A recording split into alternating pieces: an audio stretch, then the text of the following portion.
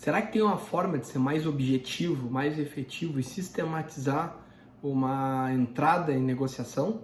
Não vou nem entrar no mérito aqui se é importante ou negociar, partindo da premissa que é óbvio que sim. E isso transcende muito aquelas negociações que a gente faz no trabalho, nas negociações profissionais. Quando estamos entre amigos, com a família, enfim, especialmente para quem tem filhos, né? Como é o meu caso, é muito importante saber negociar, mas aqui no sentido não de lidar com a escassez, aquela disputa na qual eu tiro de um lado e passo para o outro, como se tivesse uma gangorra sempre se desequilibrando. Na verdade, a negociação interessante, que me parece mais adequada, é aquela cooperativa, construtiva, que a gente tenta aumentar o objeto em discussão para compor o que as partes precisam, o que elas querem, o que elas objetivam. E esse tipo de negociação permite sim que eu tenha a gangorra parada exatamente no meio, ou seja, equilibrada. Eu consigo fazer concessões mútuas junto com a outra parte, de forma que todos ganham. O famoso ganha-ganha. Essa é a melhor negociação possível, especialmente nos negócios, né? Na nossa advocacia, aqui no MZ Advocacia, no meu caso especificamente, essa é uma arma de utilização corriqueira no dia a dia. A gente prefere sempre partir para uma boa negociação, ainda que muito complexa, para tentar construir algo consensual, que no final do dia, no final da rodada, as partes fiquem com a sensação de que ganharam algo, não que perderam uma disputa.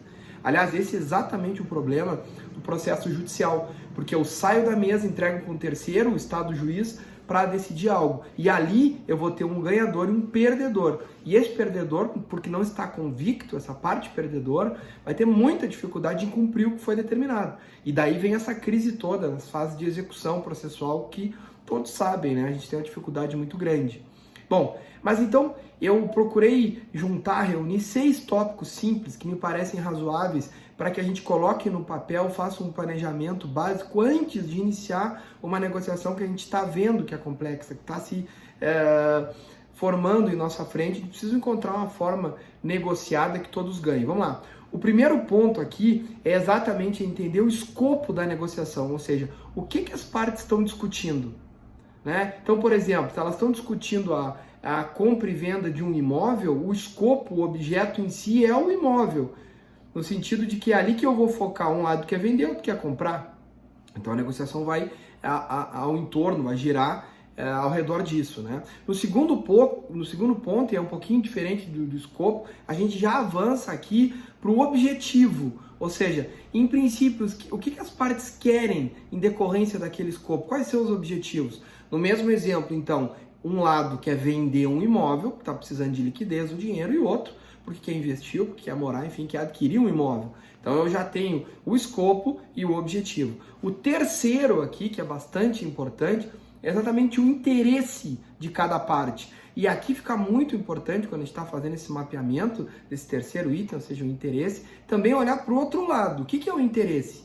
O interesse é o que efetivamente as partes precisam para alcançar os seus objetivos em decorrência daquele escopo de negociação. Explico. Efetivamente, as partes aqui têm consciência ou sabem exatamente o que elas precisam com essa negociação, no meu exemplo do imóvel. Então, por exemplo, a parte precisa de dinheiro, tem um patrimônio imobilizado, então o interesse dela é vender para liquidar aquilo e fazer capital. Então, realmente, ela precisa daquilo.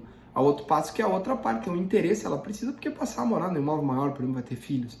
Só que às vezes as partes têm muita dificuldade aqui em detectar o que realmente precisam e elas confundem o objetivo com o interesse, ou seja, o objetivo, o que ela afirma, o que ela fala que quer, ou seja, vender o imóvel, ponto, mas ela não leva em xeque, não analisa efetivamente se aquilo é um interesse. Por exemplo, a pessoa coloca o imóvel à venda tendo uma aplicação em renda fixa. Então seria muito mais fácil desfazer daquilo num cenário imobiliário que se valoriza, por exemplo, do que vender o imóvel. Então talvez, apesar de ser decorrente do escopo, do objetivo, não é o melhor interesse. Então aí o que seria bom? A outra parte, por exemplo, pode entrar nesse ponto, colocar esse argumento, ou a própria, analisar isso, para levar em conta e compor uma melhor solução.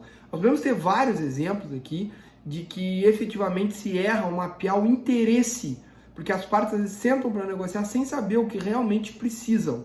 Tá? Então esse terceiro tópico, interesse, é muito importante. Já falamos de escopo, objetivo e interesse. Agora vamos para o quarto. O quarto, efetivamente, aqui o que as partes vão fazer se não der acordo.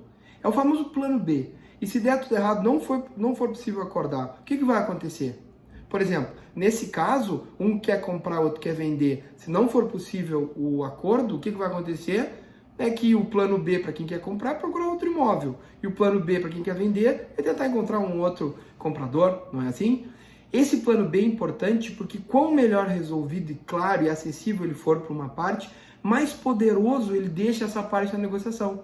Por exemplo, se quem quer comprar um imóvel acha muito caro, tenta negociar e quem quer vender não baixa, mas se o plano B é poderoso, é fácil, basta ele procurar um outro imóvel no mercado, vamos supor que tem vários, então ele simplesmente vai sair da mesa e vai sentar em outra. Então ele está poderoso aqui e vai poder barganhar melhor, vai poder negociar melhor, vai poder encontrar um caminho negociado onde importa. Por isso que é muito importante então, a gente mapear não só o nosso plano B, como do outro lado também, para poder saber quão poderoso está a negociação, quais são as ameaças, o que deve se fazer para chegar a bom termo, tá? Vamos lá, qual o quinto, o penúltimo aqui então? É exatamente aqueles pontos de barganha, digamos assim. Quais são os elementos na negociação que as partes podem lançar a mão para tentar fazer que a outra aceite, ou tentar fechar, ou tentar chegar numa zona de acordo possível aqui? Então, esses pontos de barganha, por exemplo, é baixar um pouco o preço, no exemplo da venda do imóvel, né? É a outra parte tentar parcelar, diminuir correção, diminuir entrada, enfim. É tudo aquilo que eu posso ceder, mas que não afete o meu interesse ou que eu quero na negociação, mas me permita poder melhorar a condição para o outro lado, especialmente. Então é exatamente aqui que as partes vão nesses pontos de barganha, cedendo, até chegar numa zona possível de acordo. Então é muito importante ter bem mapeado claramente o que eu posso ceder, o que são meus pontos de barganha, para saber até onde eu posso ir, de modo que aquilo não afete o meu interesse. Imagina esse meu exemplo, eu aceito tanto, eu cedo tanto a barganha como vendedor do imóvel, que vendo ele subvalorizado e ao ponto de não ter o capital que eu preciso. Então, obviamente, o ponto de barganha foi exagerado, né? Foi mal analisado. Então, é muito importante a gente ter claro esses pontos de barganha, porque eles é que vão fazer que a gente possa cedendo dentro do possível e a outra parte também, para a gente chegar a uma melhor solução negociada. E por fim, mas não menos importante, na verdade muito importante, porque é um elemento que costura todos esses outros 5, que é o sexto, é exatamente as linhas de fundamentação, ou seja, a fundamentação que as partes vão usar na negociação para justificar o seu ponto, o seu objetivo, os seus interesses e deixar aquilo claro e lógico no sentido de iluminar o outro lado para que até ele tenha vontade de entrar nos pontos de barganha, de seguir na negociação. É como se aqui as partes colocassem na mesa os seus reais motivos de forma verdadeira e justificasse, passasse a fazer sentido a negociação. Isso cria um ambiente muito melhor e empático que permite muitas vezes as pessoas cederem, avançarem, enfim, chegar a uma zona de comum acordo. Eu já vi várias vezes uma boa justificativa justificar uma barganha que a parte não quer fazer e acaba que a gente chega na zona de comum acordo por isso. Então, nunca esqueçamos, a palavra tem muito poder, é justificativo, fundamento, porque mentalmente ele justifica condutas, ele faz que passe a ter sentido eventuais argumentos e condutas dentro de uma negociação, especialmente aquelas mais complexas. Tá? Recapitulando então, quais são os 6? Vamos lá. O primeiro é exatamente o escopo, né? O segundo, exatamente o objetivo, o segundo aqui. O terceiro é exatamente o interesse das partes. O quarto vai ser então aquela possibilidade em caso de não acordo, o famoso plano B, né? Depois nós vamos para o quinto, que são exatamente aqueles pontos de barganha. E aí, por fim, a última, a sexta, que é o que fecha, concatena tudo, exatamente a fundamentação. Tá bem? Tentem fazer isso, falei de forma objetiva, esse planejamento na próxima negociação complexa, que eu creio que realmente melhora muito a nossa performance, a nossa capacidade de fazer um ganha-ganha. Valeu, forte abraço.